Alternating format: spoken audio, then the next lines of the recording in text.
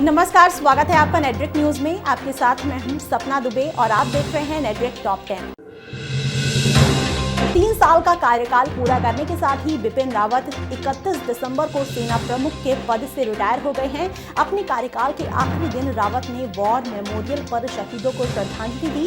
South block पर guard of honour दिया गया। बिपिन रावत ने चीफ ऑफ डिफेंस स्टाफ के तौर पर कार्यभार संभालने से पहले देश के हर एक जवान को शुभकामनाएं दी।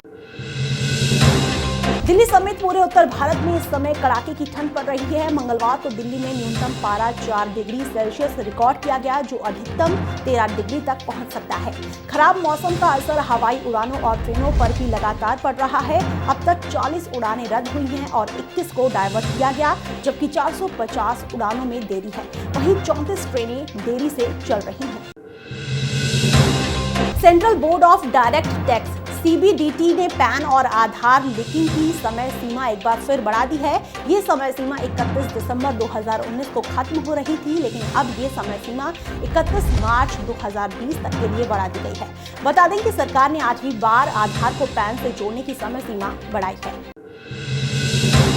इन दिनों कांग्रेस की महासचिव प्रियंका गांधी लखनऊ पुलिस पर लगाए गए आरोपों को लेकर सुर्खियों में बनी हुई हैं। अब इसी बीच प्रियंका गांधी ने आधिकारिक ट्विटर अकाउंट से दुर्गा सप्तशती का एक मंत्र ट्वीट कर सबको हैरान कर दिया है, जिसमें लिखा है ओम ए ह्रीं क्लीं चामुंडाय विजय। ये ट्वीट कांग्रेस की नेता प्रियंका गांधी के ऑफिशियल ट्विटर हैंडल से 12:55 पर ट्वीट किया गया है, जिस पर लोग अलग अलग कयास लगा रहे हैं। शिव प्रतिष्ठान हिंदुस्तान के प्रमुख और दक्षिणपंथी नेता संभाजीराव भिड़े गुरुजी एक बार फिर सुर्खियों में हैं। भिड़े ने इस बार कांग्रेस पर जमकर निशाना साधा है और उन्होंने गांधीवाद को देश के लिए घातक रोग बताया है। महाराष्ट्र के सांगली में संभाजीराव भिड़े के नेतृत्व में शिव प्रतिष्ठान हिंदुस्तान ने रैली निकाली। इस रैली में उनके साथ बड़ी संख्या में लोग शामिल हुए। उसी दौरान उन्होंने CAA और NRC कानून का विरोध करने वालों के खिलाफ अभद्र भाषा का भी इस्तेमाल किया।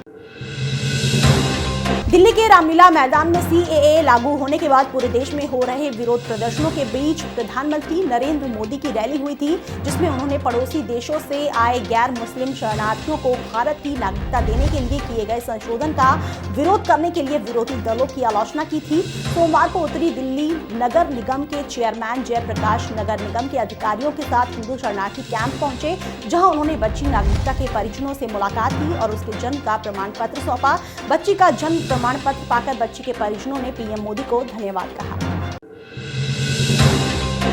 Punjab and Maharashtra cooperative bank या PNC बैंक घोटाले में ED की जांच में सामने आया है कि बैंक की तरफ से HDIL और इस ग्रुप की कंपनियों को जो भी कर्ज दिए गए थे, उनका इस्तेमाल ग्रुप कंपनियों के अन्य कर्जों को उतारने में किया गया। ये बातें बैंक की मौजूदा joint general manager Manjeet Kaur और ईश्वर सिंह के बयान से हुआ है।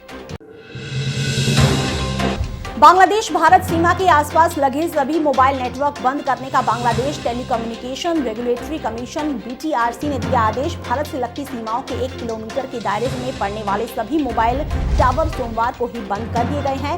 हालांकि ये आदेश रविवार को ही दिया गया था, लेकिन अब नए आदेश में सीमा से सटे इलाकों में सभी टावर बंद करने का निर्देश दिया गया है। बॉलीवुड एक्टर रवीना टंडन, डायरेक्टर फराह खान और कॉमेडियन भारती सिंह पर आरोप है कि इन तीनों ने एक शो में ईसाई समुदाय की भावनाओं को ठेस पहुंचाई है, जिसके बाद अब भारती सिंह को द कपिल शर्मा शो से भी हटाने की मांग हो रही है। अब रवीना और फराह ने गार्डियन ओसवाल्ड ग्रेसिया से माफी मांगी है। फराह खान ने लिखा है कि उनकी मानता है कि कार्डिनल ओसवाल्ड ग्रेसियो हमसे मिले, हमने माफी मांगी और उनसे हमारी गलती को माफ करने के लिए कहा और उन्होंने बहुत विनम्रता से हमारी माफी स्वीकार कर ली। BCCI अध्यक्ष सौरव गांगुली का कहना है कि 2023 से विश्व टेस्ट चैंपियनशिप के मैचों को 4 दिवसीय टेस्ट के रूप में कराने के ICC के दिए प्रस्ताव पर टिप्पणी करना होगी जल्दबाजी। 4 दिवसीय टेस्ट पर जब गांगुली ने ईडन गार्डन्स पर इस तरह की राय मांगी तो उन्होंने ये तक कहा कि सबसे पहले हमें प्रस्ताव देखना होगा, इसे आने दीजिए और इसके बाद हम देखेंगे। सौरव ने कहा कि अभी कुछ भी कहना जल्दबाजी होगी, अभी कोई टिप्पणी नहीं की जा सकती है। फिलहाल नेटवर्क टॉप 10 में इतना ही। बाकी ऐसी और लेटेस्ट खबरों के लिए आप हमारे चैनल को सब्सक्राइब करना ना भूलें। आप देख रहे हैं नेटवर्क न्यूज, साहस सच कहने का।